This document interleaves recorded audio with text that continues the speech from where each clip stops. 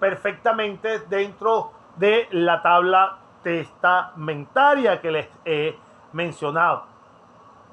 Por tanto, esta distinción hacía que se prescindía de la ceremonia de la emancipación, dándose por supuesto entonces más importancia a la plena voluntad del testador, que estaba recogida ¿dónde? Estaba recogida en la tabla testamenti, en la tabula de testamento.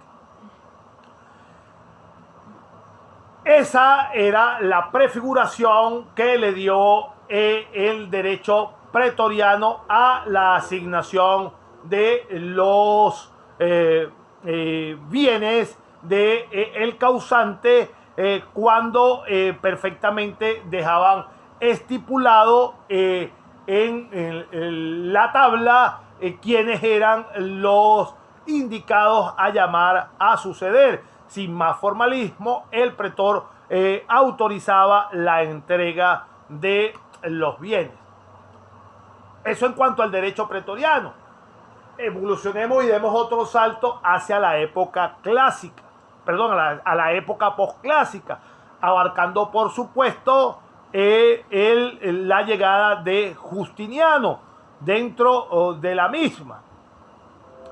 En la época posclásica podemos perfectamente analizar, y de acuerdo a la bibliografía de la mano de Teodosio II, se vuelve a establecer una distinción entre testamentos escritos privados o públicos, y también se hace una distinción entre testamentos escritos y orales.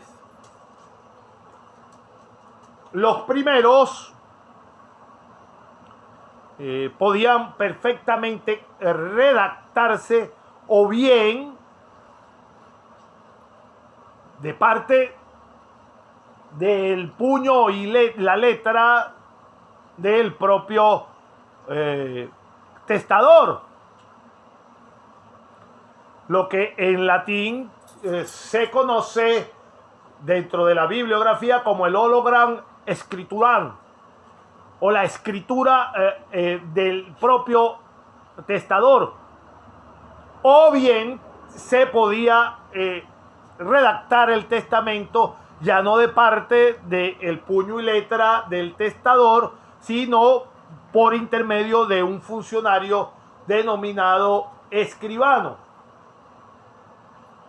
En ambos casos, ya sea que lo redacte el propio testador o lo redactase el escribano, en ambas situaciones había de presentarse abierto o cerrado, según la modalidad que se quisiese, ante los mismos 7 testigos. 7. Declarando, por supuesto, el testador que aquel documento que se estaba presentando, que aquel testamento que se estaba presentando era fiel a la voluntad que él quería que se cumpliese luego de su muerte. Y por supuesto debía ser firmado y sellado absolutamente por todos los presentes. Es así pues que en el marco de la misma evolución, pasando Teodosio, llegando a Valentiniano III, se omite el requisito para el testamento llamado hológrafo. Es decir, no importa quién lo redactaba, quién fuese el redactor del mismo, sino que ya solo se exigía para la validez del mismo testamento tan solo la firma del testador. Es así como en esa sucesión de épocas se fueron admitiendo también las formas públicas del testamento, empezando por la denominada apud acta conditum, es decir, el testamento registrado por medio de una acta, que por supuesto iba a requerir como una especie del depósito del mismo en el protocolo, ya sea del juez o del funcionario municipal, quien iba a certificar su validez. Por otro lado, en esta misma época que estamos perfectamente analizando, la época posclásica y justiniana, vamos a tener otra modalidad de testamento, el principe oblatum, que no era otro más que aquel testamento que se redactaba y se le presentaba directamente al propio emperador, hilvanando las ideas.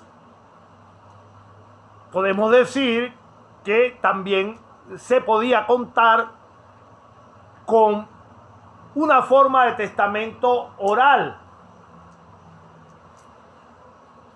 el testamentum per nuncu pationem. ¿Y en qué consistía este nunquam pationem? Basándose mismo en la misma expresión de la mancipatio y la nuncupatio. Iba a consistir en una expresión verbal de la perfecta voluntad del testador para instituir un heredero, realizada siempre también ante 7 testigos. Esto en cuanto a la primera evolución del periodo posclásico. Con la llegada de Justiniano, son las 4:05 y es menester volver a preguntar. Zoila, aún se me escucha en la disertación. Zoila, pregunta. Sí, profesor, sí se escucha. Gracias, Zoila. Repito, o continúo. Con la llegada entonces de Justiniano, pasado el periodo posclásico, perfectamente, entonces las disposiciones del ius civilis, derecho pretorio y derecho imperial. Recuérdense que el derecho imperial era el derivado de las constituciones imperiales. Todos estos derechos, el pretorio, el ius civilis y el derecho imperial, se fusionaron con la llegada de Justiniano. Entonces se fusionan de tal forma que acabaron dando lugar a una nueva forma de testamento, el denominado tripartitum, el testamentum tripartitum. El nombre lo derivan de la fusión, insisto nuevamente, de estos 3 derechos: el ius civilis, el derecho pretoriano y el derecho imperial, las constituciones imperiales.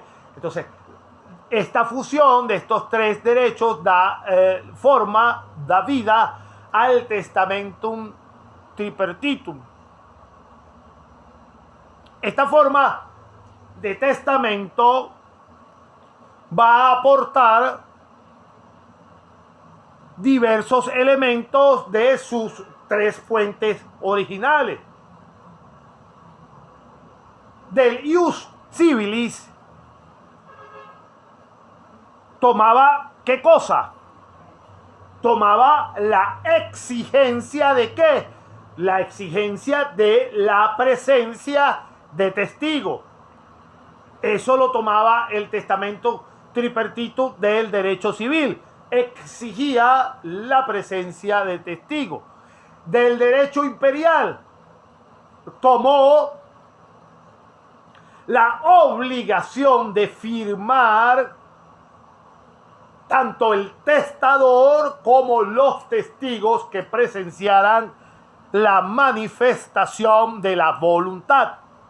Y del derecho pretorio tomó el número exacto de testigos. Y por supuesto, la aportación de el acto en sí de colocarle el sello al documento, a la tabla. Este testamento tripartitum podía manifestarse, podía desarrollarse, podía otorgarse de manera oral. De forma que el testador hacía una declaración verbal de su voluntad de instituir un heredero, y esa declaración, si la hacía oral, tenía que ser una vez más por la compilación de los 3 derechos ante 7 testigos. O en su defecto, fíjense, este testamento tripartitum podía hacerse también por escrito. El testador podía invocar su voluntad dejándola perfectamente establecida bajo los testigos de manera oral, pero también podía testar por escrito.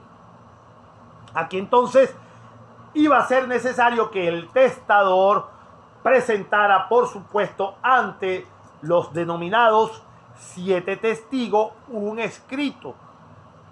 ¿Y qué debía contener ese escrito? Debía declarar que dicho escrito era su testamento.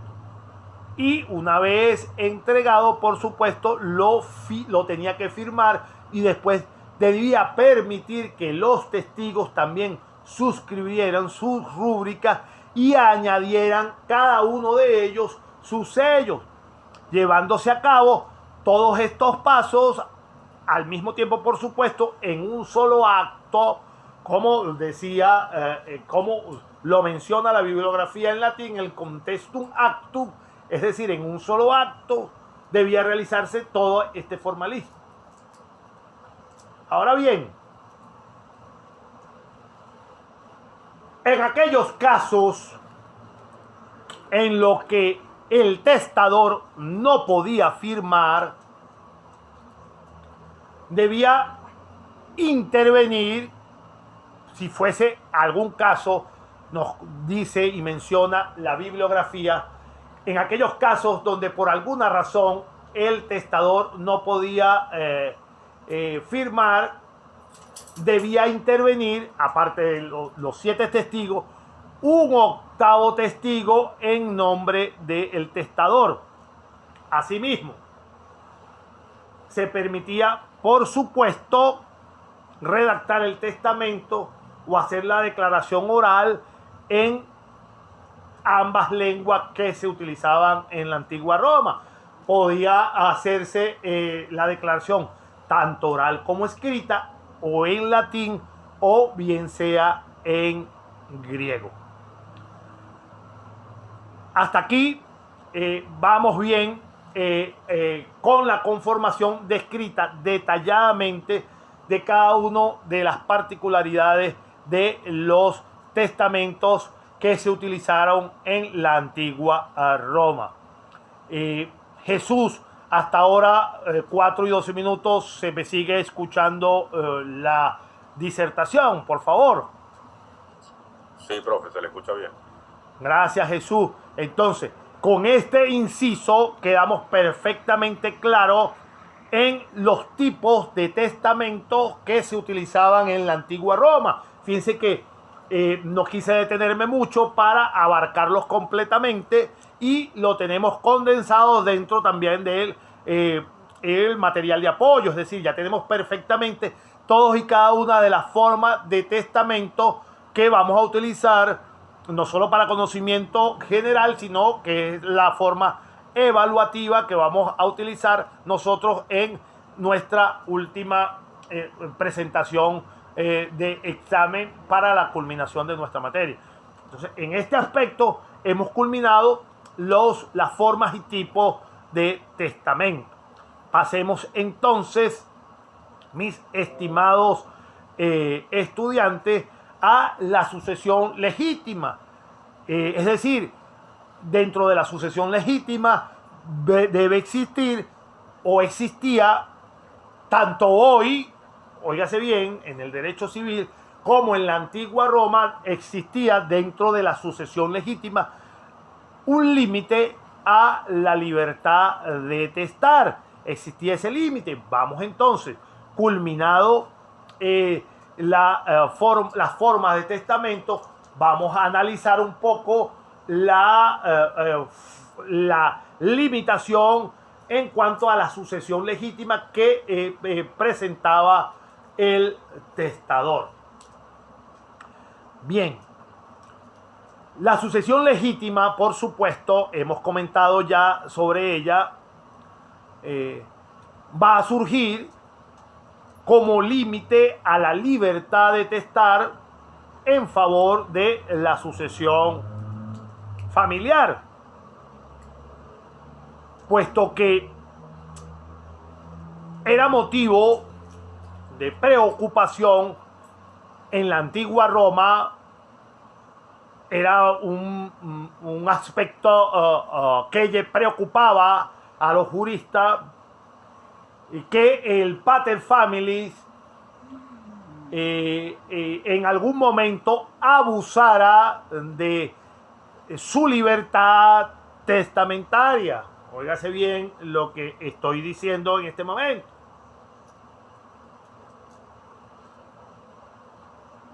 Dentro de la sucesión legítima va a surgir un límite a la libertad de testar en favor, por supuesto, de la sucesión familiar. Esto es por la indudable preocupación que generaba en los juristas para evitar, en cierta medida, en algunos casos, el abuso de la libertad que pudiese incurrir el pater familias en algún momento dado en relajar su verdadera obligación con su familia y abusar de su libertad testamentaria. ¿Y en qué podía consistir ese abuso de la libertad testamentaria por parte del pater familias? Este abuso podía ocurrir en que en un momento determinado, poniendo por encima en importancia a otras personas fuera de su núcleo familiar, el pater familias cediera sus bienes a una persona ajena a su familia. Y este relajo de otorgamiento de su patrimonio a una persona extraña a la familia trajera como consecuencia que le otorgara a su propia familia, ya sea una parte mínima o en su defecto algo más gravoso, los dejara sin ningún tipo de patrimonio, es decir, con la inexistencia, le dejara la inexistencia de su patrimonio a su verdadera familia agnaticia. Es por eso, por esta razón entonces, es que surge en los límites para la libertad de testar. Recuérdense que siempre el derecho romano consistía en aplicar a todo caso los principios generales del derecho. Y ante estas eventualidades que se sucedían, siempre buscaban la manera y la forma de corregirla. ¿Con qué fin? Con el fin de obtener siempre justicia, la equidad para cada una de las personas. Entonces, en un primer momento, en un inicio no se establecían este tipo de límites a la libertad de testar. El causante podía disponer en un inicio, insisto, de sus bienes a su entera voluntad. Lo único que se impuso, lo único que se trató de imponer eran simplemente requisitos de forma y contenido. ¿Y cuáles eran esos requisitos inicialmente? Simplemente que instituyera a un heredero, es decir, que dejara el nombre cierto de algún heredero. Esta institución, por supuesto, que había de cumplirse para que el testamento tuviese validez, era un requisito inicial de forma. Lo hablamos la semana pasada, que tenía que ser un heredero cierto para poder darle la validez plena a dicho testamento. Entonces, de aquí es donde surge lo que la jurisprudencia denominó la sucesión necesaria o legítima formal. Esta sucesión necesaria o legítima formal tuvo, por supuesto, un largo desarrollo y se manifestó bajo diversas formas, pasando de ser en un inicio un mero obstáculo para la libertad de testar. Inicialmente era un obstáculo para la libertad de testar, pasó a convertirse en una verdadera restricción sólida que, por supuesto, un poquito más adelante y por la hora, creo que vamos a verla el día jueves. Creo que no nos va a dar tiempo, o vamos a ver, son las 4:20. Esta restricción inclusive aún pervive dentro del derecho contemporáneo. Si bien es cierto entonces que esta restricción aún pervive dentro del derecho contemporáneo, analicemos primero la gran limitación o la primera gran limitación, que fue una limitación de tipo relativo, la desheredación, y por supuesto la preterición, desheredación y preterición. Cuando yo les menciono la desheredación o desheredar, me estoy refiriendo, o podemos entender por desheredación en el ámbito romano, que es aquel acto de desheredación, el acto por el cual el testador va a separar a un heredero legítimo de la parte de la herencia. Entonces, cuando yo hable de desheredación, estamos hablando de eso, del acto por el cual el testador separa a un heredero de la parte de la herencia que por ley le corresponde. Esto, por supuesto, evidencia que lo priva del derecho que le otorga la ley a adquirir necesariamente la porción del caudal hereditario que le corresponde como miembro y parte de la familia.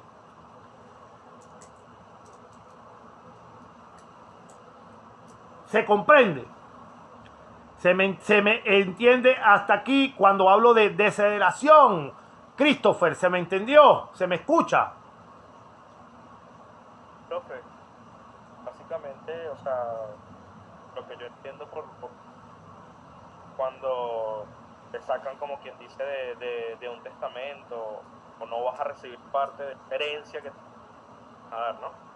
Sí, en ese sentido, sí. Ese es más o menos el sentido que se le debe dar o se le debe entender a esta singularidad, la desheredación.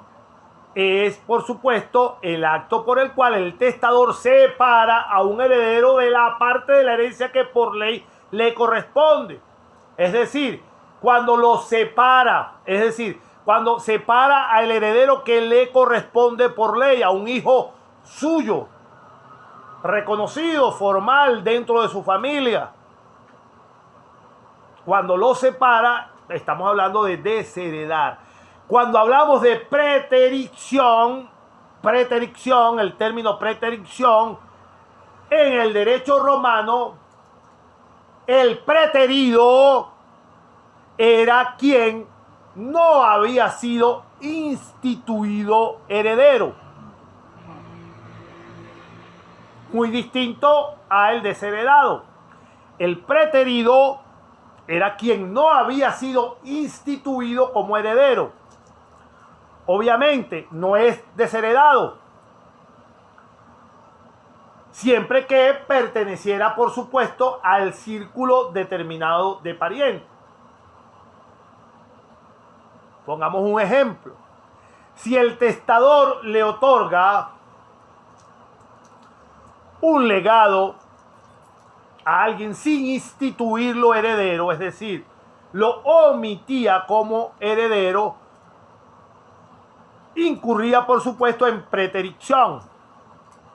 Todo esto, por supuesto, se desarrolló en la época del ius civile y era para favorecer a los denominados heredis sui.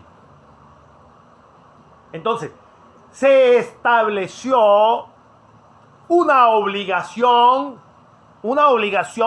para el causante. Obligatorio. ¿Y cuál era esa obligación? Que debía nombrar expresamente a los sui en su testamento de manera obligatoria. Ya fuera para instituirlos como herederos o en su defecto inclusive para desheredarlos. Tenían esa obligación. Y dicha mención debía siempre ser nominativa e individual para el caso, por supuesto, de los hijos varones, incluyendo a los hijos póstumos, haciendo uso, por supuesto, de la fórmula filius meus exeres para las hijas de los nietos y para la esposa, solo la esposa in mano. Y los demás sui bastaban simplemente con hacer una mención en conjunto sin la necesidad de aportar sus nombres. Si el testador en algún caso lo silenciaba o pretería,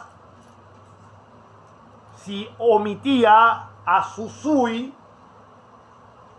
eso se llama silenciarlo, o los pretería, el testamento inmediatamente pasaba a considerarse nulo para la legislación romana. Esta nulidad, por supuesto, entraría en efecto ante, por supuesto, la preterición del hijo varón, mientras que las consecuencias eran, por supuesto, menos severas en caso de, por supuesto, de no mencionar a alguno de sus sui dentro del testamento. En ese caso, por supuesto, seguiría siendo válido, pero el preterido participaría, por supuesto, en la herencia junto con todos los instituidos herederos. El preterido, insisto, podía participar en la herencia junto con los instituidos herederos y percibiría en concurrencia con los suis su cuota, pero ad intestato, obviamente, si era preterido. Y en concurrencia, por supuesto, con absolutamente todos los instituidos extraños o con la mitad de la porción que a ellos se les atribuyera. Bien, son las 4:28 minutos. Esta parte prefiero retomarla en cuanto a, por supuesto, la sucesión legítima como límite para testar. Yo prefiero, mis estimados estudiantes, retomarla con más pausa el día jueves para retomarla, para que se entienda perfectamente esta parte de la explicación de nuestra materia. Son las 4:29. Hasta aquí vamos entonces a terminar nuestra charla el día de hoy. Muy buenas tardes entonces para ustedes y mis estimados estudiantes. Nos vemos el día jueves a las 3 de la tarde. Buenas tardes. Hasta luego, estimados estudiantes. Bueno, pues,